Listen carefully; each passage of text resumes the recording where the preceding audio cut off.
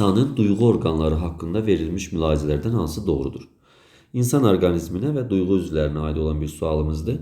Orta qulaq boşluğu eşitmə borusu vasitəsilə burun udlağa birləşir. Doğru olan cavabımız budur. Göz almasını hərəkət etdirən əzələlər qeyri-iradidir. Xeyr, bu qeyri-iradi deyil. Alma hərəkət etdirən əzələ göz almasını iradidir. Ona görə bu səhvdir. Görmə reseptorları güzeyli qişada yerləşir. Xeyr, torlu qişada yerləşir. Güzeyli qişada yerləşmir. Dəridəki reseptorlar epidermisdə yerləşir. Xeyr, derma qatında yerləşir, epidermisdə yerləşməz.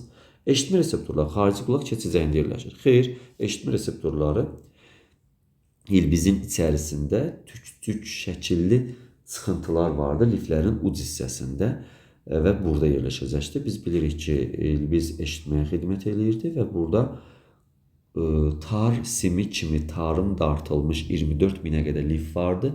İlbizin əsasında və zirvəsində liflər olur. Uzun liflər, qısa liflər. Alçaq səsdən qıcıqlanırdı.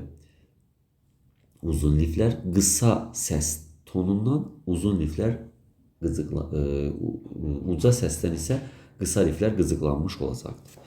Düzgün cavabımız burada orta qulaq boşluğu eşitmə borusu vasitəsilə burun udlağa birləşibdir. Bu da təzyiq fərqini bərabərləşdirir. Qulağın təbil pərdəsinin demək olar ki, zədə almasının qarşısını alır.